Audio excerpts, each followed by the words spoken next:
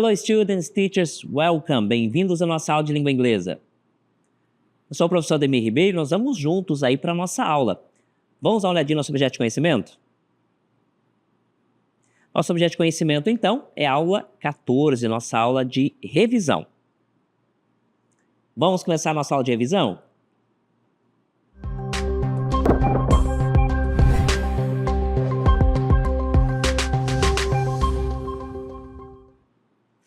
Vamos iniciar nossa revisão de hoje falando aí sobre, claro, conteúdos já vistos. Mas nós vamos iniciar falando de uma parte que é fundamental quando nós estamos fazendo leitura. Trata-se da inferência. A gente trabalha ela no rol ali das estratégias de leitura, mas ela não é necessariamente uma estratégia de leitura, já que a gente faz isso de forma inconsciente. Quando nós estamos lendo um texto, né, uma leitura bem feita, a gente vai expandindo a nossa leitura, né, vai conectando ideias e vai tirando dali informações que não estão necessariamente escritas. Então não precisa fazer todo um esforço para encontrar, né? Normalmente a gente vai fazendo a leitura e essas informações a gente vai tirando, a gente vai conectando com outras informações, com outros textos, e assim a gente vai fazendo a inferência, né? Que é ler nas entrelinhas, que a gente chama, né? Buscar, encontrar uma informação que não está escrita ali. É um processo que acontece de forma natural, mas isso pode favorecer quando a gente utiliza isso com foco na nossa leitura para ampliar aí o nosso conhecimento acerca de determinado conteúdo, tá? Isso vem muito a calhar no aprendizado de línguas, tá bom? Vamos ver o que é a definição de inferência? A inferência, então, é uma estratégia de leitura em que o leitor deduz informações que não estão explícitas no texto, usando pistas como palavras, contexto, imagens, conhecimentos prévios. Então, a inferência é ler, de fato, nas entrelinhas, tá? A gente utiliza esse tipo de estratégia para ampliar o conhecimento, né, acerca de determinado texto. Imagina isso numa leitura de língua inglesa, né? Você está conectando as ideias e você está indo além. Esse processo vai facilitar aí o aprendizado da língua, tá bom? Mas não vimos só isso. Nós vimos também tópicos de gramática, e um deles foi o there was e o there were, que nós vamos rever a partir de agora. Olha só. Então, there were, né, nosso grammar topic, aliás, there was e there were, que são duas formas de dizer a mesma coisa, tá? Ambos significam, né, havia, tá bom? Então, essas duas formas aqui, tem duas formas distintas para falar a mesma coisa, que é o passado do verbo haver. Haver, logo, essas duas aqui significariam, então, havia. Lembrando, né, que essa mudança pode ocorrer ali a depender do sujeito, pode ser, variar um pouquinho, tá? A gente só dá uma das formas de tradução de passado, tá? Todos os verbos, né, quando a gente dá uma tradução dele no passado, a gente utiliza normalmente em primeira pessoa ou em segunda pessoa, mas aí a gente vai sempre fazer adequação a depender do tipo de sujeito, tá bom? Bom, there was e there were significam a mesma coisa, havia, tá certo? Mas quando eu utilizo um e quando eu utilizo o outro? É o que a gente vai abordar agora, olha só. Então, usamos o there was e there were para indicar existência no passado. É o verbo haver, no passado havia. Ou seja, para dizer algo que havia, existia. O there was eu vou utilizar sempre com singular, e o there were sempre com plural. Onde eu identifico esse singular e esse plural? É o sujeito que eu estou falando, tá? Se o sujeito estiver no singular, there was. Se o sujeito estiver no plural, there were, tá certo? Se eu estiver me referindo a algo único, é singular. Se eu estou me referindo a algo plural, mais de um, né? Aí nós vamos utilizar aí o there were. Vamos dar uma olhadinha em dois exemplos agora. Olha só, there was mais singular. Então, nós temos aqui nesses dois exemplos, para ratificar esse aprendizado, tá? Olha só, there was, então, significa havia a test, um teste, uma prova, uma avaliação in the classroom. Eu estou falando de uma só, de um só teste. Portanto, ele está no singular, isso evidencia o uso do there was. O there were, eu vou utilizar com plural. Olha só esse exemplo aqui, ó. There were many students in the room. Many students, mais de um. Students é mais de um, é plural. Então, isso me obriga a utilizar o there were, tá certo? Então, gente, there was e there were significam a mesma coisa, no entanto, são utilizados em situações distintas. There was singular, there were plural. Tá bom, gente? Então, só para deixar bem claro aí para vocês a utilização dessas duas palavrinhas, desses dois termos que significam a mesma coisa, mas são utilizados em situações distintas, tá bom? Agora a gente vai dar uma olhadinha sobre os conectivos, que são conjunções, preposições, advérbios, ou então uma outra classe gramatical que vai estar sendo utilizado dentro de um determinado contexto para indicar, né, para fazer uma conexão entre ideias, tá bom? A gente chama isso de conectivo, a gente chama isso de linking words, né? Tem formas distintas de falar a mesma função desempenhada por certas classes gramaticais, tá certo? Então são palavrinhas que são utilizadas para conectar ideias, tá bom? Em resumo é isso. Reitero, né, que os conectivos ou as linking words é um tema que é recorrente nas avaliações externas, tá? Normalmente se pede algo relacionado aí aos conectivos, tá bom? Um desses conectivos, eles vão então ter uma classificação e essa classificação é de acordo com a função que ele exerce no contexto. Se ele vai conectar uma ideia de causa, logo nós estamos diante de uma conjunção ou então de um conectivo de causa, cuja classificação é causa. Se ele for colocar uma ideia oposta, ele vai ser um conectivo de contradição, de contraste, de adversidade. Então ele depende da sua função que ele desempenha, ele tem a sua classificação. Nós vamos nos ater mais profundamente em três classificações. A primeira é de causa. Quais são os conectivos? Alguns exemplos de conectivos de causa. Nós temos because, seems, due to. Essas três, tem outras, tá? Mas essas três são bastante conhecidas e elas vão sempre introduzir uma ideia de causa no contexto onde elas estão sendo utilizadas, tá bom? Aí nós temos também uma outra que são as consequências, né? Os conectivos de consequência, que vão indicar, claro, uma consequência. Alguns exemplos. So, therefore, as a result. Esses termos, esses conectivos, tá? Eles vão, então, indicar uma ideia de consequência. E aí, nós temos também de contraste, uma outra classificação, porque eles vão indicar, vão introduzir uma oração que vai ser um contraste em relação à primeira ou a algo que já foi falado anteriormente. Por isso, essa classificação. Alguns desses exemplos, but, however, although, on the other hand, são alguns desses exemplos. Se esgota esse conteúdo aqui? Não. Tem outras linking words ou então outros conectivos, tá? Mas a gente trouxe, né? Nós tomamos um cuidado para trazer para vocês algumas das mais conhecidas que nós normalmente utilizamos, tá bom? Mas é um tema um pouco mais amplo, ok? Vou mostrar para vocês também, né? Agora que a gente já viu aí sobre os conectivos ou então linking words, né? São palavras, são sinônimos, né? São palavras que dizem a mesma coisa, tá? Agora, nós vamos falar um pouquinho aí sobre verbos e especificamente nas locuções verbais. Lembra o que é uma locução? Quando vocês ouvirem a palavrinha locução, nós estamos falando de duas palavras, duas ou mais palavras que estão juntas dentro de um contexto, tá? Mas elas têm uma mesma classificação, elas desempenham a mesma ideia, tá bom? No caso, né, da locução verbal, que nós vamos abordar em seguida, trata-se então da junção de mais de um verbo dentro de um determinado contexto. Essas duas palavras, esses dois verbos estão desempenhando de fato a função de verbo, tá? Mas é mais de uma palavra.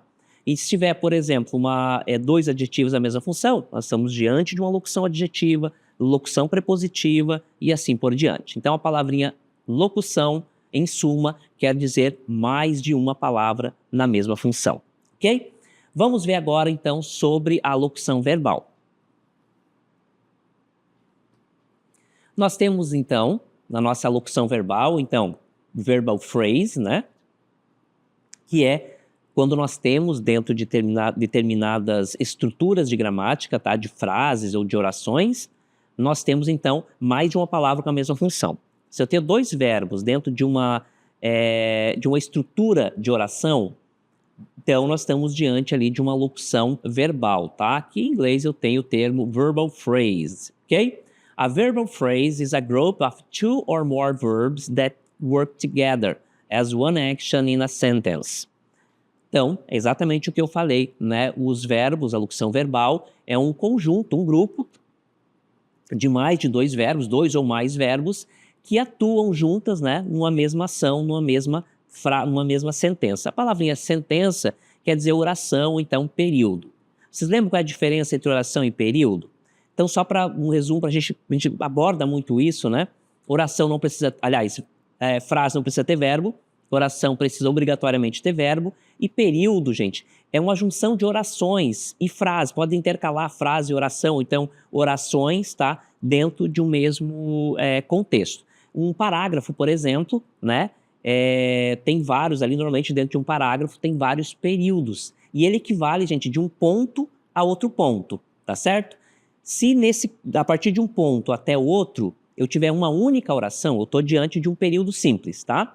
Mas se eu tiver mais de uma oração, de um ponto até outro, então eu estou diante ali de um período composto, tá bom? Então o período normalmente é mais de uma oração, tá? Mas equivale a um espaço dentro de um texto, de um ponto a outro ponto, tá? Aí quando eu coloco o ponto, eu vou abrir um outro período, que pode ser simples ou pode ser um período composto, tá bom? Só para ficar claro, porque às vezes a gente, comumente, né, nós cometemos, às vezes, o engano de falar frase por oração e fazer essa troca. E, de fato, nós utilizamos isso como sinônimas, mas elas não são palavras necessariamente sinônimas porque elas têm uma função, uma classificação, tá? Que difere uma da outra, tá bom? Então, quando eu falo oração, estou falando de uma frase com verbo. Quando estou falando de uma frase, é de fato uma frase que não tem verbo, tá bom? E o período é uma junção de orações, tá bom? Ou então uma oração isolada ali dentro de um parágrafo, por exemplo. Aí estaria diante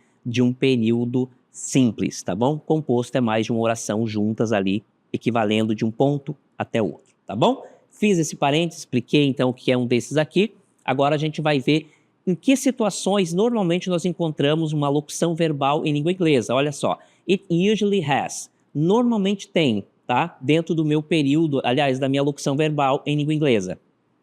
An auxiliary verb, um verbo auxiliar, tá? E aí nós temos ali a main verb, um verbo principal. Quando eu utilizo a palavrinha auxiliary verb, né, o verbo auxiliar, é um verbo que vai ajudar o verbo principal, tá? Na verdade, ele faz tudo, como vocês já bem sabem. É o verbo auxiliar que faz todo o movimento. Ele que recebe a negação, aí ele que muda de posição com o sujeito. Sempre o verbo auxiliar, tá bom? Então, é comum, na minha locução verbal, eu ter um verbo auxiliar, tá? E um verbo principal, que de fato vai indicar qual é a ação que eu estou me referindo dentro daquele contexto, ok? Então, já vimos aí, né, a locução verbal é sempre a junção de mais de um verbo dentro de um mesmo contexto, certo? Vamos abordar agora o simple past, que é um tempo verbal, tá certo? Vamos dar uma olhadinha? O simple past, então, é assim classificado porque se refere a um tempo verbal simples, simple tense, ou seja, ele expressa ações concluídas no passado sem a necessidade de estruturas compostas, como mais de um verbo, né, auxiliar, mais um verbo principal. Então, o simple past, gente, ele de certa forma, ele está diametralmente o contrário, né, de uma estrutura onde eu tenho uma locução verbal. Locução verbal, então, tenho mais de um verbo na mesma função. No simple past eu não tenho isso, não preciso disso, tá? O meu verbo simplesmente vai para o passado e pronto. E isso é uma característica importante, conforme eu vou mostrar para vocês nesse exemplo. Olha só. Só para ficar claro, gente, no simple past, no presente, eu não preciso de verbo auxiliar, tá bom? Só coloco o meu verbo no passado e pronto, aquela oração, aquele contexto onde ela está inserida ali já está no passado, certo? Eu não preciso de verbo auxiliar. Isso é uma informação relevante. Então, frases afirmativas, eu vou ter essa estrutura de sujeito, que é de quem eu falo, daquilo que eu falo dentro de um determinado contexto, mais o verbo no passado. Repare que eu não falo aqui de verbo auxiliar. Olha o exemplo. I worked yesterday. Eu trabalhei ontem. Somente o meu verbo principal que foi para o passado. Por ser um verbo regular, ele tem terminação em ED. tá bom? Simples, não tem o verbo auxiliar no simple past, nas frases afirmativas, que difere do que nós vamos ver agora, que são as frases negativas, as orações negativas. Olha só, nós temos então a presença do verbo auxiliar. O que nós vimos até aqui, gente? As frases, então, as orações afirmativas no simple past não tem verbo auxiliar. Nas frases negativas e interrogativas, eu preciso de um verbo auxiliar. O verbo auxiliar não tem tradução, mas ele precisa estar presente ali para caracterizar esse tempo, tá bom? Então, nas frases negativas, o verbo auxiliar vai ser acrescido de not. Qual é o verbo auxiliar de simple past? É o did, tá bom?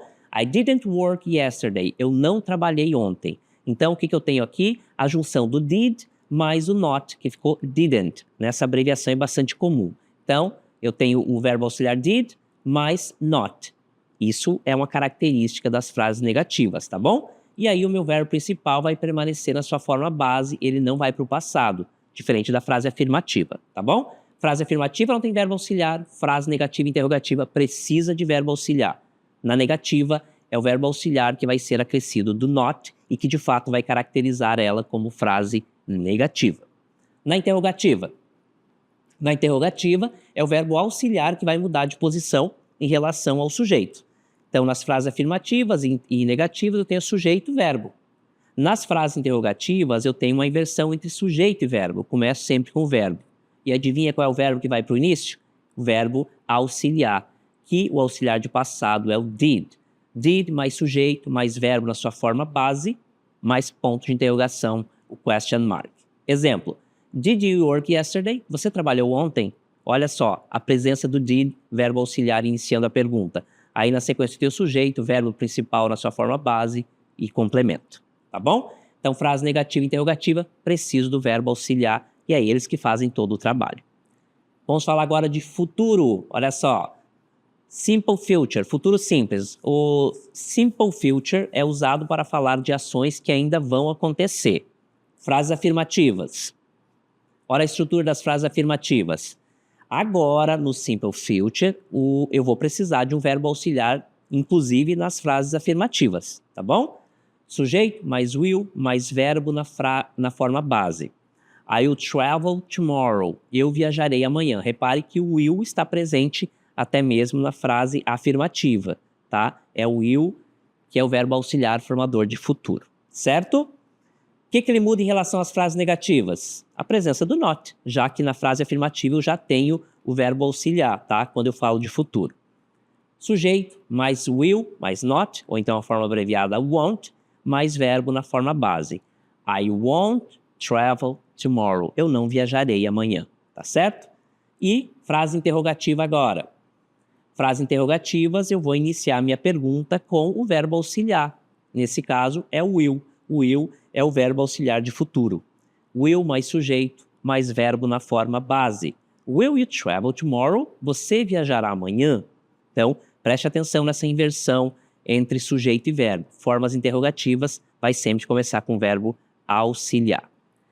Em que situações eu utilizo, então, o simple future para falar de decisões tomadas na hora? Olha o exemplo. I am tired. Eu estou cansado. I will rest. Eu irei descansar, eu descansarei. Tá bom? É uma decisão tomada na hora, é um exemplo. Outra situação. Previsões, opiniões sobre o futuro. It will rain tomorrow. Choverá amanhã, ou então irá chover amanhã. Né? Uma tradução, uma adequação para a língua portuguesa. Irá chover amanhã. Eu estou falando de uma previsão, inclusive, de tempo, tá bom? E também tem uma outra situação onde eu utilizo o simple future, tá? Para falar de promessa, ofertas ou ameaças. Olha só, I will help you, eu te ajudarei, né? Eu estou ofertando ali, né, um ajuda, então posso levar também para o lado aí da promessa, tá? I will call you later, eu estou prometendo que vou te ligar amanhã, tá bom? É uma das situações que eu utilizo o simple future, tá bom, gente? Em resumo, o simple future eu vou utilizar para falar de algo que irá acontecer, tá bom? O que precisa ficar bem claro em relação ao simple future? Ele é um tempo verbal que ele precisa de um verbo auxiliar, inclusive nas frases afirmativas, tá bom? Frases afirmativas, eu preciso do verbo auxiliar will. Nas frases negativas, eu preciso do verbo auxiliar will mais o not. e nas frases interrogativas eu preciso do verbo will para começar a minha pergunta, porque ele é o verbo auxiliar de futuro. Tá bom, gente? Ficou claro aí esses tempos verbais? E assim a gente encerra a nossa aula.